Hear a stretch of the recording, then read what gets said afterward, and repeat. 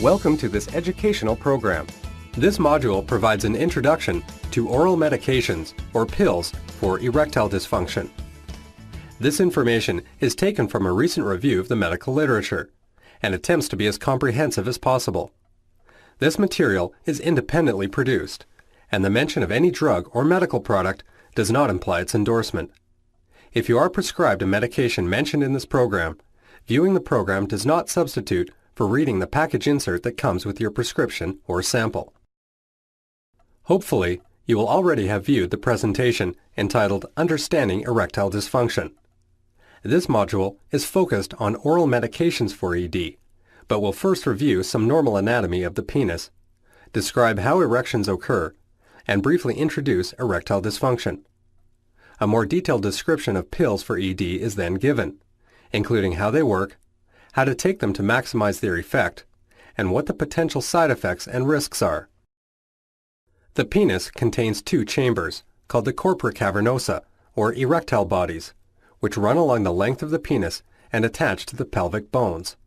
Between the two corpora cavernosa runs the corpus spongiosum, containing the urine channel called the urethra. The corpora cavernosa contains spongy tissue made up of smooth muscles, fibrous tissues, veins, and arteries. Spaces called sinusoids within this tissue can fill up with blood during erection and expand the corpora dramatically. All of this tissue is surrounded by a fibrous coating called the tunica albuginea. Erection begins with physical or mental stimulation, or both. Impulses from the brain and local nerves cause the muscles of the corpora cavernosa to relax, allowing blood to flow in and fill the sinusoid spaces. The penis expands as it fills with blood. The tunica albuginea helps trap the blood in the corpora cavernosa, maintaining the erection. Erection is then reversed when blood vessels in the penis contract to stop the inflow of blood and open outflow channels. Simply put, erectile dysfunction is the inability to get or maintain an erection good enough for intercourse. It is also commonly referred to as ED, erectile difficulties, or impotence. ED can range in severity among individuals. For some, it may be just inconsistent erections. For others, erections that are too soft to penetrate for intercourse. Others may experience early loss of erections, while still others may achieve no erections at all. Interruption with any of these essential steps in the erection process can cause ED. This includes loss of stimulation to start the process, poor nerve transmission of this stimulation to the brain and back to the penis, poor blood flow into the penis, hardening of the penile tissues, or an inability to contain the blood within the penis. Poor blood flow to the penis, caused by narrowing of the small blood vessels, is by far the most common medical cause of ED. Pills to treat ED are designed to improve the flow of blood to the erectile tissue. This slide lists some of the specific factors that may lead to ED. Those listed on the left can all contribute to narrowing of the small blood vessels to the penis, and many of these factors are controllable through lifestyle changes. ED can be treated at any age, and many treatment options exist. The best treatment varies depending on an individual's situation, and your doctor will use all the information at hand to choose the best treatment for you. Treatment options include lifestyle changes, adjusting medications, psychotherapy such as counseling and behavior modification, oral medications or pills, topical medications such as creams and gels, vacuum devices, injection of medication into the penis, and surgery including penile implants or prosthesis. This presentation focuses on oral medications or pills for ED, while other modules are available that review some of the other options in detail. All patients should strive to introduce lifestyle changes which may improve the quality of their erections and all other aspects of their sexual function. These include smoking cessation, an exercise program that emphasizes cardiovascular conditioning, improving dietary habits, and weight loss. Finally, couples should take time to focus on their relationship and make changes where necessary. Beyond lifestyle changes, oral medications have become the mainstay of initial treatment for ED. 3 medications now dominate the market for ED treatment: sildenafil, or Viagra, vardenafil, or Levitra, and tadalafil, or Cialis. All 3 of these fall within a class of drugs called PDE5 inhibitors, as they block an enzyme in the penis called phosphodiesterase 5 to improve blood flow to the erectile tissue. By blocking PDE5, these drugs enhance the normal erection response, allowing more blood to flow into the penis during sexual stimulation. It is very important to understand that taking one of these pills will not affect one's sex drive, and they do not by themselves produce an erection. As they only enhance the normal response, one still needs mental and physical stimulation to achieve an erection. These medications have become widely recognized and prescribed for good reason. As a general rule, they are a very effective treatment for ED. Exactly how effective they are depends on both the underlying cause of the problem and how one defines success. Overall, for all types of ED, about 60 to 75% of men will achieve erections good enough for intercourse with PDE5 inhibitors. Another important point to understand is that these medications do not reverse the underlying cause of the problem. Men with ED must continue to work on lifestyle changes, control chronic medical conditions, etc., in order to prevent ongoing worsening of their condition. Men with ED must continue to work on lifestyle changes and control chronic medical conditions, etc., in order to prevent ongoing worsening of their problem. This table highlights some of the key features about how to effectively take these medications. Sildenafil, or Viagra, should be taken about 30 to 60 minutes prior to anticipated sexual activity, and its effects may last for up to 24 hours. This does not mean that an erection will be sustained for this entire time. Rather, that it may still be in the system during this time to help enhance the normal erection response. A second dose should not be taken within this 24-hour period. The effectiveness of Viagra may be hindered by fatty food and alcohol. Vardenafil, or Levitra, should be taken 25 to 60 minutes prior to anticipated sexual activity, and its effects may last for up to 4 to 5 hours. A second dose should not be taken within 24 hours of this previous dose. Levitra is not affected by food or alcohol. However, excessive alcohol will affect any man's ability to have an erection.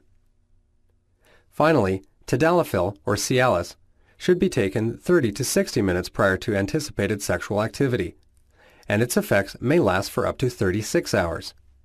A second dose should not be taken within 36 hours of the previous dose. Cialis is also not affected by food or moderate amounts of alcohol.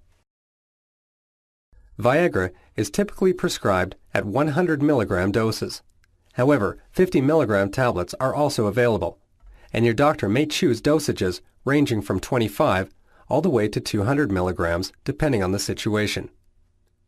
Levitra is usually prescribed at a 20 mg dose, although 5 and 10 mg tablets are also available. Cialis is also typically prescribed at 20 mg, and 10 mg tablets are also available. Your doctor will choose the dose that is best for you. If you are not achieving the effect you desire, talk to your doctor about adjusting the dose. You should not do so yourself without first discussing it. The most common side effects of PDE5 inhibitors are headache, flushing, heartburn or indigestion, and nasal congestion. Allergic reactions such as skin rash are uncommon. These medications can cause visual changes, and you should not operate a motor vehicle if you experience these effects until they subside. Levitra is the least likely to cause these changes. Cialis can uncommonly cause flu-like symptoms, back pain, or muscle aches. There is a misconception and fear among some men that PDE5 inhibitors cause heart attacks, and this is certainly not the case. The next few slides aim to clarify the relationship between these medications and heart problems. Firstly, PDE5 inhibitors do not cause heart attacks. The more important question to answer first regarding heart safety and using ED medications is whether or not your heart is fit enough to allow you to engage in sexual activity, regardless of how you achieve an erection. If you have any questions about your exercise tolerance or your suitability to take ED medications, talk to your doctor. There is also a myth that men with high blood pressure should not take ED pills, and this is also not the case. It is true, however, that certain blood pressure medications may need to be taken into consideration when prescribing PDE5 inhibitors, especially a class of drug called alpha blockers. Again, talk to your doctor if you do take medication for high blood pressure. The most important thing to understand in relation to PDE5 inhibitors and heart safety is that when combined with drugs called nitrates, they can cause a sudden drop in blood pressure, which can lead to dizziness, fainting, or even heart attack or stroke. Nitrates are contained in drugs used to treat cardiac chest pain called angina, including nitroglycerin tablets, nitrospray, or nitropatch. They are also an ingredient of the recreational drug amyl nitrate, also known as poppers. If you have any questions about nitrates and are unsure if you are using one, talk to your doctor. Having said this, it follows that if you have ischemic heart disease, meaning a history of heart attacks or chest pain called angina, and/or carry nitroglycerin or other nitrates with you, you must not take PDE5 inhibitors. Similarly, if you develop chest pain and have recently taken a PDE5 inhibitor, do not take nitrates, and notify emergency medical services that you have taken such a pill. In order to proceed, please click on the Continue button to indicate that you understand this important information.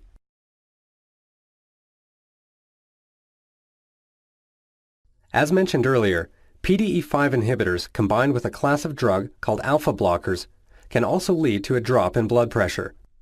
These medications are also used to treat prostate symptoms in men. Ask your doctor about this if you are taking medication for your prostate. It is also recommended that you talk to your doctor if you take any of the following drugs: the heart rhythm medications amiodarone, sotalol, quinidine, or procainamide, the antibiotic erythromycin, the HIV medications indinavir or ritonavir, the antifungal drugs ketoconazole or itraconazole, or the tuberculosis drug rifampin.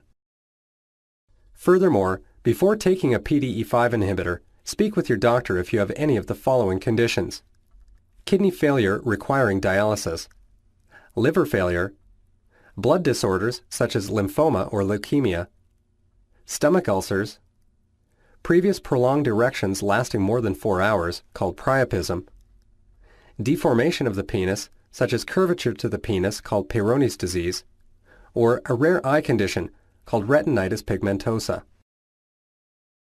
Another myth that has caused some men to fear the use of PDE5 inhibitors is that they might go blind if they take them. It is true that these medications can be associated with some mild and temporary visual effects, such as blue tinting to the vision. However, they do not cause blindness. There have been a few case reports published with a very few high-risk patients on PDE5 inhibitors experiencing rare cases of a certain type of blindness called non-arteritic anterior ischemic optic neuropathy. These men, however, had medical conditions that put them at high risk of this condition, and their blindness was not likely related to the use of PDE5 inhibitors. If you are not satisfied with the results you achieve using a PDE5 inhibitor, firstly, do not despair. Keep trying and focus on just relaxing and enjoying the experience. If you are still unsatisfied, talk to your doctor. He or she will review your use of the medication, the type and dose that you are taking, and review the issues around taking it. You will need to continue to work on lifestyle changes, such as diet, exercise, smoking cessation, and correcting other medical conditions. Next, your doctor will review the options with you, which might include increasing the dose of the medication, trying a different one, or adding a second, or moving on to a so-called second-line treatment. These include topical medications, injections, and vacuum devices. In summary, oral therapies for ED are highly effective, well tolerated, and the most convenient treatment for most men. It is very important to understand how to effectively use these medications, what the possible side effects are, and when they should not be used. This slide lists some of the many resources available where you can find more information about erectile dysfunction. These references were also used to assist in preparing this presentation.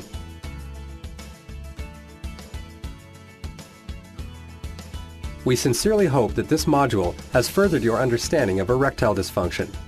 We wish you the best for the future, and thank you once again for viewing this educational program.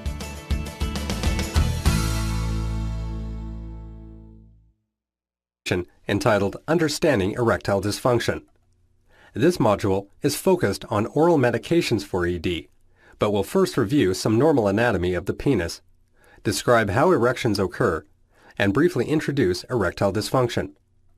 A more detailed description of pills for ED is then given, including how they work, how to take them to maximize their effect,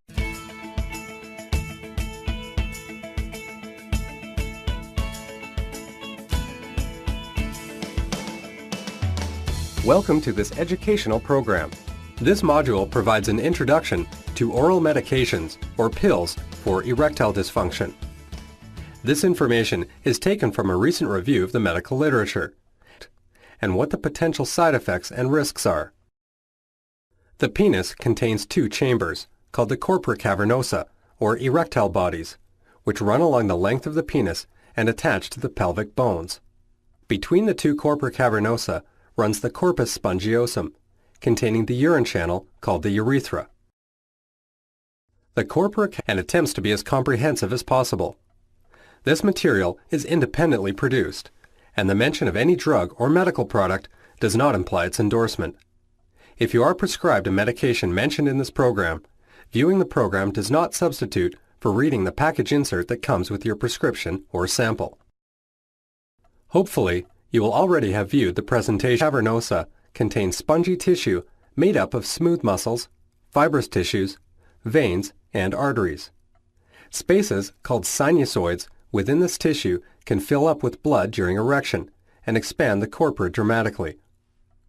All of this tissue is surrounded by a fibrous coating called the tunica albuginea.